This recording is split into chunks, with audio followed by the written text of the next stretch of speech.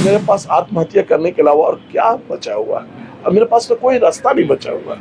मैं जयराम रमेश जी से थक हार के, जिन्हें टाइगर कहा जाता है, सच्चे टाइगर है, मैं उनसे हाथ जोड़ के रिक्वेस्ट करता हूँ कि मेरा सब दरवाजा से हम वापस आ गए, आपके दरवाजा में आए हैं, कम से कम मेरा ये मामला को सॉर्ट आउट करवाइए। जोहार, नमस्कार। मैं इस वक्त राजधानी रांची में हूँ और हमारे साथ परवेज दा है और ये खांटी झारखंडी हैं और इनके साथ एक बड़ी घटना हुई है। हालांकि आप लोग पहले ये घटना गांव घर में देखते थे कि बिजली विभाग में ठगी होता था, लेकिन एक बड़े बिजनेसमैन भी थे, लेकिन इनके साथ बहुत बड़ा घोटाला हुआ है और ठगी हुआ है। आखिर कैसे ठगी हुआ, सारी चीज़ की जानकारी देते हैं। हालांकि ये मामला 2014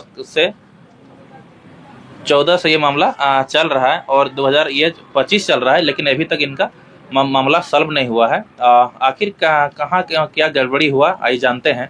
परवेज दा, जोहार।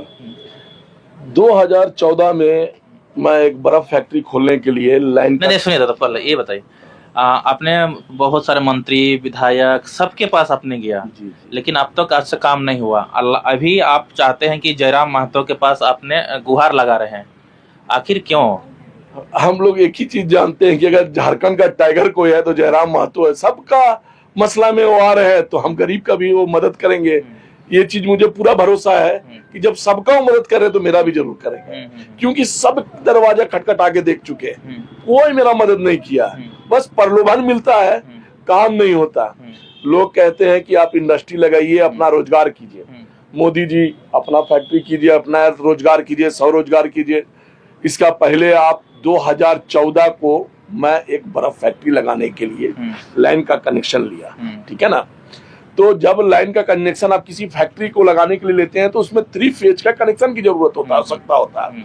तो मैं वहां पे आवेदन दिया तो सिंह जी बोल के एक एग्जीक्यूटिव इंजीनियर थे, सिंह जी, और उसके एक कर्मचारी पिंटू, वो हमारे पास आए मेरा फैक्ट्री बर्मन करने के लिए, और उन लोग बोला कि ट्रांसफार्मर के साथ आपको लगा देंगे, 3.5 लाख रुपया आपको इसमें लगेगा। जब फैक्ट्री आप लगा रहे थे उस समय? जी, 2014 में मैं तुरंत में खुश हो गया कि अगर 3.5 लाख रुपया देने से मेरा ट्रांसफार्मर वगैरह सब करंट लग जाता है तो मेरे लिए अच्छा बात है। मैंने तुरंत 3.5 लाख रुपया उसको दिया, जिसमें मुझे 20,000 रुपया का स्लिप मिला।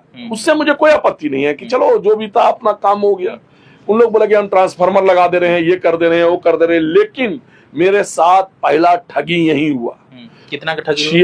3.5 लाख रुपया उन लोग लिए। 3.5 लाख रुपया का आप ऐसे दे दिए? ऐसे दिए उसको, जिसमें 20,000 का बिल दिया, लेकिन 3.5 लाख में 20,000 का बिल दिया। हाँ, लेकिन वो सबसे बड़ा फ्रॉडिज्म मेरे साथ क्या हुआ कि वो जो मीटर लगाए वो पहले से 46,189 यूनिट चला हुआ कोई सुरेश उरांव का मीटर को लाके उन लोग गलत मीटर मेरे फैक्ट्री में लगा दिया। जब मेरा मशीन आना स्टार्ट हुआ दिल्ली से, जब लगना स्टार्ट हुआ, तो एक इंडस्ट्री लगाने के लिए, एक फैक्ट्री लगाने के लिए पैसा की जरूरत पड़ता है। मैं बैंक से भी लिया, बहुत कर्जा अपने लोगों से भी लिया कि आज मेरा फैक्ट्री चलने लगेगा तो हम अपना फैक्ट्री लगा रहे हैं, जाहिर सी बात है वहाँ 20-25 स्टाफ भी काम कर रहा है। अब 46,189 यूनिट का जो पहले चला हुआ था उन लोग मीटर लगा दिया।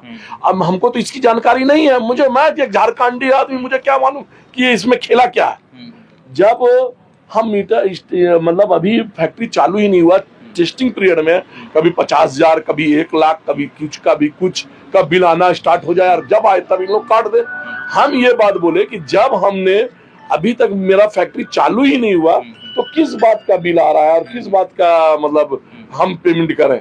जरूर कुछ ना कुछ है। नहीं अभी ऐसा कीजिए 50,000 का पेमेंट कीजिए, तो कभी 1 लाख का, तो बराबर 3 से 4 लाख ऐसे हमरा से पेमेंट उन लोग विभाग को भी जमा करवा दिया। अच्छा, खराब मीटर का पैसा विभाग को भी, जिसका मुझे स्लिप मिला, रसीद मेरे पास है। जब लगाने मीटर आया था तो आपने नहीं देखा मीटर पहले से रीडिंग की रीड है? मैं उसमें सिर्फ लिखा हुआ था किसी और का नाम, तो हम बोले कि इसमें सुरेश उरांव क्यों लिखा हुआ है।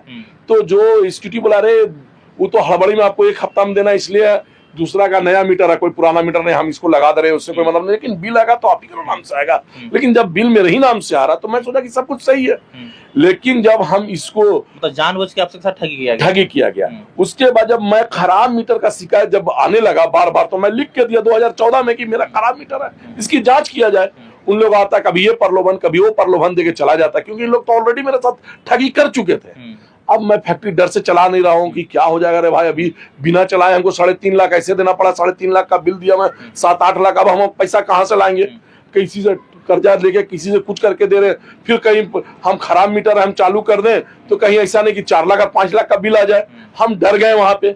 उसके बाद जब हम लिख के दिए इन लोग को, कोई कार्रवाई नहीं हुआ, तो 2017 में मैं मुख्यमंत्री जन संवाद केंद्र, जो उस टाइम में रघुवर जी के सरकार में भी हम जन संवाद केंद्र में लिख के दिए कि मेरे साथ ऐसा ऐसा ठगी हो रहा है, ऐसा ऐसा हो रहा है, लेकिन मेरे साथ कोई कुछ नहीं, मेरा कोई सुनवाई नहीं हुआ। रघुवर दास के पास भी देखिए मेरा उसका रिसीविंग वगैरह सब मेरे पास मौजूद है, कोई सुनवाई नहीं। स्क्रीन में मिलेगा सारा चीज का। इन्होंने रघुवर दास उस समय के मुख्यमंत्री हुआ करते थे, उनके पास भी गया था जन सुनवाई में, लेकिन रघुवर दास भी कुछ नहीं किए, कोई सुनवाई कहीं पर ही कुछ नहीं हुआ। झारखंडी के साथ कोई झारखंडी के साथ कोई सुनवाई नहीं हुआ। लोग का क्या है, फैक्ट्री खोलेंगे तो उनके साथ देंगे, सब साथ देंगे। मेरे साथ सबसे बड़ा प्रॉब्लम था कि हम एक यहाँ के झारखंड के निवासी है, मान लीजिए हम लोग का बाप दादा फल सब्जी का कारोबार करने वाले लोग हैं, तो हम लोग को तो उतना आइडिया नहीं है ना कि बिजली विभाग का क्या।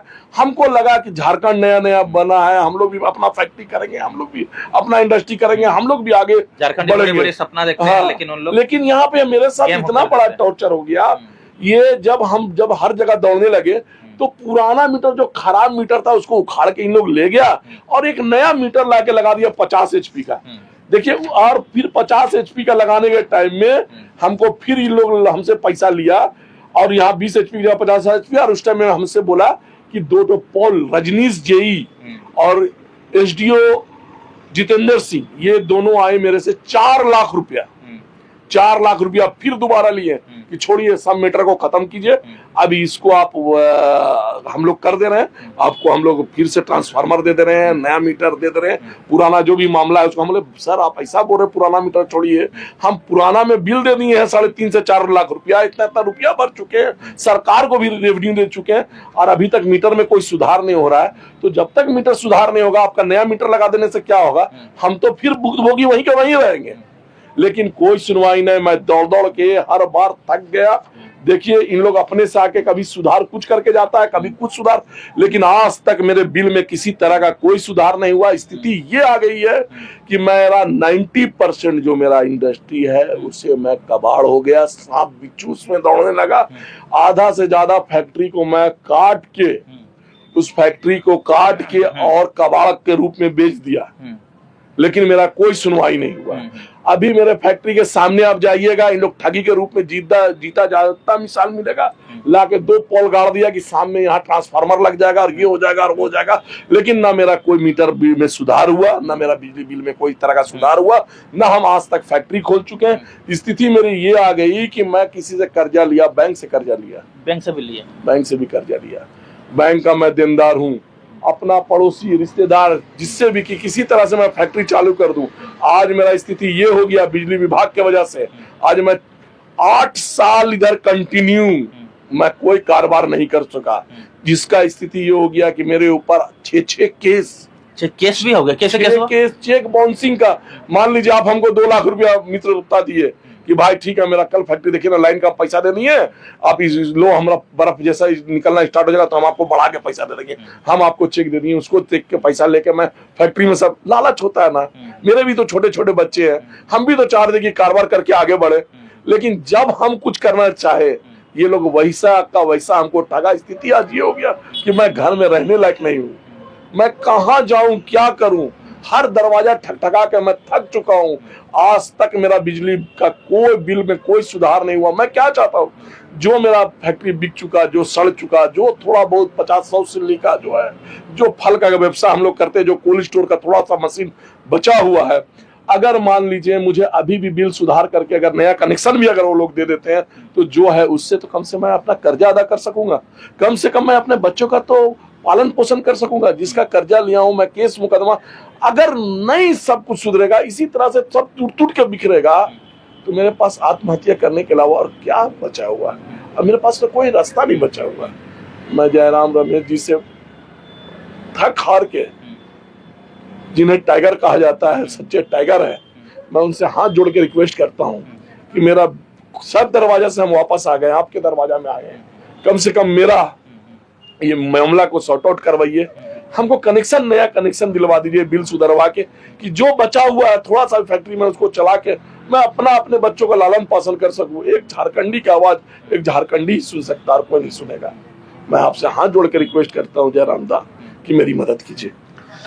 तो आप लोग ये वीडियो को ज़्यादा से ज़्यादा शेयर कीजिएगा और ये जयराम दा तक जरूर पहुंचाइएगा, क्योंकि ये खाटी झारखंडी है और बाहरी लोग झारखंडी को फैक्ट्री को बसने नहीं देना चाहते हैं। देखिए किस प्रकार से ठगी करते हैं। आए दिन देखिएगा गांव घर में ठगी होता था, लेकिन आज राजधानी रांची में एक झारखंडी भाई अगर कोई सपना लेके कंपनी चलाना चाहते थे, लोगों को रोजगार देना चाहते थे, लेकिन आज ये इनका सपना टूट गया। आखिर क्या करेंगे? यहाँ का सरकार साथ नहीं देता है, मंत्री लोग साथ नहीं देता है, न विधायक लोग साथ देते हैं। यहाँ सब का सब पैसा में खेला होता है। अगर पैसा दीजिएगा सब है क्या भैया? हर जगह हर दरवाजा थक गए। यहाँ का करप्ट है, ऑफिसर लोग करप्ट है। जिसके पास जाओ एक नया लिस्ट थमा देते हैं। किसी को मोबाइल चाहिए तो किसी को लैपटॉप चाहिए। हम सब दे के थक गए। अब रिक्वेस्ट है, अब भी सब दे दिए, सब मेरा लुटा गया, लेकिन अब भी मेरा बिल सुधार दो ना, अब भी मेरा फैक्ट्री चालू करवा दो। बस इतना ही विनती है। और सब व्यूअर से भी मैं रिक्वेस्ट करता हूँ प्लीज इसको शेयर कीजिए, जयराम दा तक इसको पहुंचा दीजिए। मैं सबसे रिक्वेस्ट करता हूँ। बस जेएलकेएम पार्टी के मीडिया प्रभारी हैं, उन्होंने क्या कहना चाहते हैं थोड़ा बात करते हैं। जोहार दादा, जोहार जोहार। देखिए हर जगह से जब थक हार के इंसान एक उम्मीद, एक दिया जो है, और इस दिया को देखने का अगर काम झारखंडी आज कर रहे हैं तो वो दिया कोई और नहीं दादा जयराम महतो हैं। और जैसा जो दर्द और पीड़ा जो झलक रहा था, जिसके आप देखे, अपने नज़रों से देखे, तो निश्चित रूप से झारखंडियों के लिए यह दुर्भाग्यपूर्ण बात है। यहाँ पर अफसरशाही को आप समाप्त करने के लिए जयराम महतो जी सामने आए हैं और निश्चित रूप से इनका हक अधिकार मिलेगा। और पार्टी के लोग इनको हक अधिकार दिलाने के लिए तत्पर है। और निश्चित रूप से आश्वस्त इनको हम परवेज भाई को कराना चाहते हैं कि बहुत जल्द आपका जो सपना है, जो सपना को आपने 14 में पिरोया था, निश्चित रूप से टाइगर जयराम महतो की अगुवाई में आपका वो सपना साकार होगा। मैं यही बस कहना चाहता हूँ। और आप अस्वस्थ रहे। आपके साथ जो अन्याय हुआ है, न्याय के लिए निश्चित रूप से समूचा जेएलकेएम पार्टी आपके साथ है और समूचा झारखंड वासी भी आपके साथ है। तो निश्चित रूप से आपको न्याय मिलेगा। आपने जो लोगों को यहाँ रोजगार देने का एक सपना रखा है, अपने और अपनों को सजाने का जो सपना रखा है, झारखंड और झारखंडियत को बचाने के लिए जो आप हर दरवाजा और हर जगह आपने खटखटाया, लेकिन असफलता मिली आपको। निश्चित रूप से जेएलकेएम का एक ऐसा दरवाजा है, यहाँ से असफलता नहीं, आपको सफलता मिलेगी। धन्यवाद। आप सभी से रिक्वेस्ट है, दादा का मदद जरूर कीजिएगा, वीडियो को ज़्यादा से ज़्यादा शेयर कीजिएगा। क्योंकि दादा एक खाटी झारखंडी है, तो आप लोग से रिक्वेस्ट है दादा तक ये वीडियो पहुंचा दीजिए और दादा को न्याय मिले। चलिए धन्यवाद। फिर हम लोग नेक्स्ट वीडियो में मिलते हैं।